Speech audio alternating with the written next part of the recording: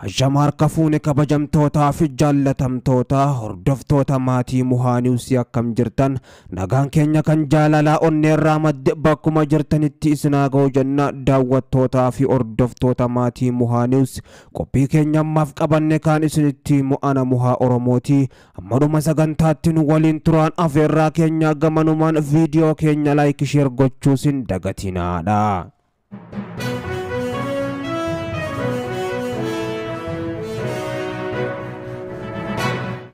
Mariin nagaa fashaleen booda waraana hammaate mariin nagaa marsaa lammaffaa hin milkaa'in hafuusaa hordofee ammoo opereeshinii mootummaa waraana keenya zoonii adda addaa keessa jiru irratti jalqabee akka malee hammaatee itti fufe jedha Abooboon ibsa baaseen. Abooboon ibsa karaa dubbii maasaa odaa tarbee guyyaa har'aan tanaa baaseen ammoo hoggansi keenya kutannoo qaburraa ka'uudhaan qaamaan marii nagaa irratti argamuun seenaas hojjatee ture jedhan faallaasaa mootummaan opereeshinii waraanaa cimas nurratti bane kan jedhan ammoo Abooboon hoggansi isaanii waan hin jirreef ammoo ni laaffatu jechuudhaan herreega dogongoraatiin waraana nurratti banan ammoo yeroo kanatti illee deebisaa jabdus argachaa jiru kan jedhan odaa tarbiiti dubbi himaa waraanichaa. Ibsicha keessatti waraana ji'a fulbanaati hanga muddee 25tti humnoota nageenya mootummaa waliin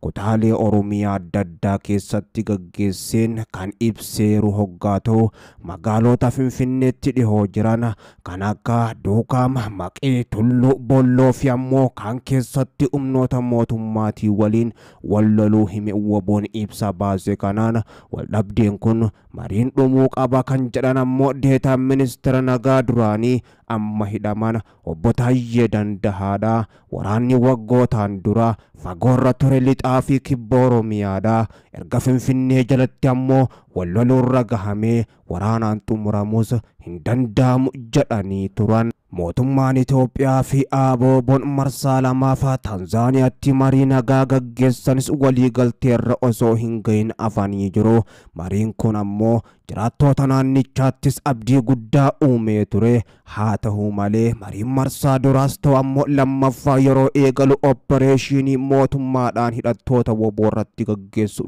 dabalee ture. Marsaa lammaffaadhaan jaarsummaa Ameerikaa, Igaadii fi Noorween ammoo magaalaa Daar es Salaam biyya Tanzaaniyaatti yeroo jalqabu mootummaan bobbii waraanaa hidhattoota WBO irratti taasisu ammoo akkaan dabalee jira. Yeroo mariitti mootummaan deddeebiidhaan opereeshinii gaggeessuunsaa kun ammoo deetaa ministeera nagaa duraanii obbo Taayyee Dandahaa mufachiisuudhaan haga yaada isaanii ifatti dubbachuun mootummaa keessa jiran qeeqanittis isaan geessee jira. Itti gaafatamaan biiroo kominikeeshinii naannoo Oromiyaa obbo Haayiluu Addunyaa hidhattoonni WBO dirqamanii haal duree waliigaltee isaaniif ammoo dhiyaate akka fudhatan dirqisiisuudhaaf mootummaa cimsee tarkaanfii fudhata jedhan. Kun garuu waliigaltee nagaatti isaan hin finne ture. Ameerikaa, Noorweey, Igaadii fi ammoo dhaabbileen idil addunyaa adda addaa marsaa sadaffaadhaaf wal arganii WBO fi mootummaan ammoo akka mari'ataniif waamichas gochaa turan. Haa ta'u malee marii caalaa godinaalee Oromiyaa adda addaa keessatti waraanni hammaataa dhufe. Lola qaamolee lamaan gidduutti gaggeeffamaa jiru namoonni nagaa hedduu lubbuu dhabaa jiru. Haleellaan diroonii mootummaan gaggeessu godina Shawaa Lixaa aanaa Cophii, Bunnoo Baddallee, Cawwaaqaa Horroo Guduruu Wallaggaa, aanaa Guduruu dabalatee bakka adda addaatti lubbuu namoota nagaa hedduu galaafachuu jiraattonni maatii miidhamtootaa BBCtti kan himanii jiran. Mootummaan waa'ee haleellaa diroonisti ammoo du'a lammiilee nagaa Oromiyaa keessatti raawwatu kana yeroo ibsa kennus hin mul'atu. Muddee gaafa 11 bara 2023 haala nageenya Itoophiyaa keessaa fi kaan irratti ammoo gaafii fi deebii miidiyaa mootummaatti hidhata qabu Faanaa yookaan FBC irratti kan taasisan haasaa Ittaamaajoor raayyaa ittisa biyya Itoophiyaa Fiild Maarshaal Birhaanuu Juulaa Galalchaa diroonii kan bitanneef ittiin loluudhaaf jedhanii turan. Haleellaan diroonii kun naannoo Oromiyaa keessatti erga jalqabes bubbulee jira. akka kanaan duraatti miidhamtoonni fi namoonni BBC'n dubbise imanitti ammoo haa ta'u malee godina Shawaa Lixaa aanolee adda addaa Horroo Guduruu aanaa Kombolchaa keessatti irra deebiidhaan haleellaan diroonii kun raawwataa turu jiraattonni BBC'ttis imanii jiru. Fiildi Maarshaal Birhaanuu Juulaa Galalchaa waraanni bilisummaa Oromoo WBO'n sanada marii kanaan dura ammoo irratti mootummaan qopheesse dhiisee isa xumuraa irratti walii galee kan fudhatu yoo ta'e mariin marsaa sadaffaa gaggeeffamus ni danda'a jedhan aangaa'aan waraana biyya Itoophiyaa ol aanaan kun ammoo mariin marsaa sadaffaa kun marii ijibbaataa nagaa buusuudhaaf taasifamu yookaan ammoo yoomuu waliin mari'achuu akka hin danda'amne kan irratti murtaa'u ta'a jedhan. Itoophiyaan bulchiinsa muummee Abiyyi Ahmad jalatti waraana kaaba biyyattii naannoo Tigraayitti TPLF waliin kan jalqabe lola waraana bilisummaa Oromoo WBO waliin naannoo Oromiyaa keessatti guddaa taasifamuu fi amma hidhattoota fannoo waliin naannoo Amaaraa keessatti gaggeeffamaa jirus keessummeessiteerti.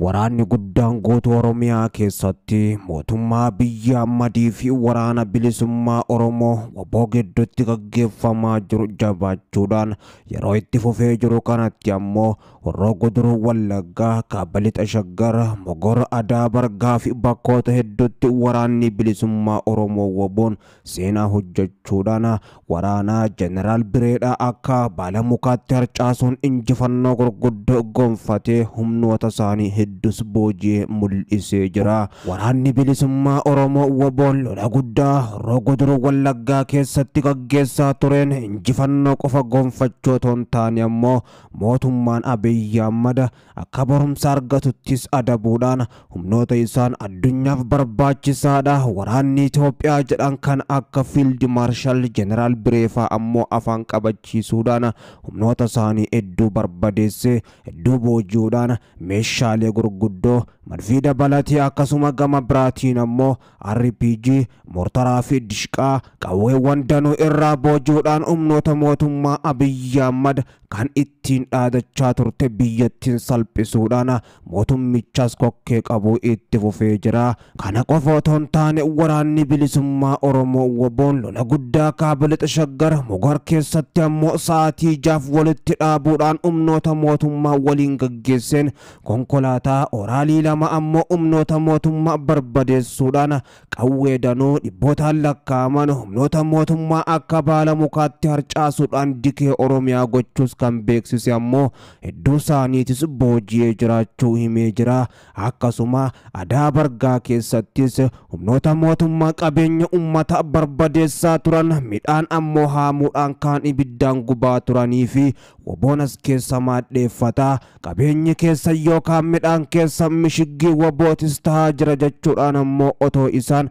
ummata gubbatti gocha suukanneessa raawwachaa jiranii Adaa Bargaatti WBO'n luka jalaa gooruudhaan dikee Oromiyaatti dabalus kan beeksise. Oromiyaan lafa awwaalcha diinaati bakki awwaalchaa isiniif bana jechuudhaan ammoo waraanni jalmarroodha. Hoogganaa biyya Itoophiyaa muummee Abiyyi Ahmadii fi Fiild Maarshaal Jeneraal Birhaanuu Juulaa Galalchaatiifis ergaa jajjabduu dabarsuudhaan Oromiyaa keessatti injifannoo gurguddoo gonfachuudhaan fuulduratti adeemaa jiraachuus beeksisee jira. Kuni ammoo kan ta'e erga mariin marsaa lammaffaa Tanzaaniyaatti gaggeeffamaa ture fashalaa'ee as torbaanotaan booda hoggaa ta'u WBO'n lola kanaan meeshaalee gurguddaa gonfachuudhaan humnoota biyyattiin ittiin dhaadattu Afrikaa ittiin doorsisaa gama biraatiin ammoo addunyaadhaaf waraanni Itoophiyaa barbaachisaadha jechuudhaan Fiild Maarshaal WBO balleessuudhaafis ni jiran jechuun ittiin dhaadatan waraanni bilisummaa Oromoo WBO'n ammoo qabuudhaan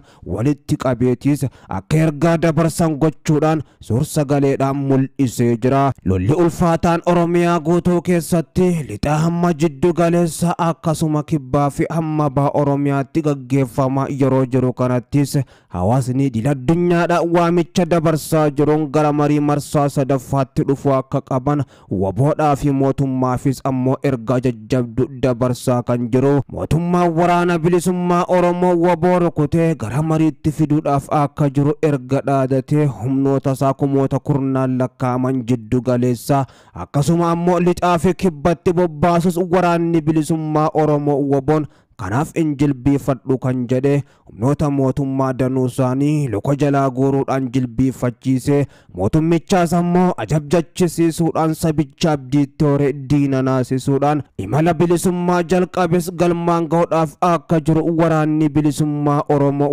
WBOn beeksisee jira.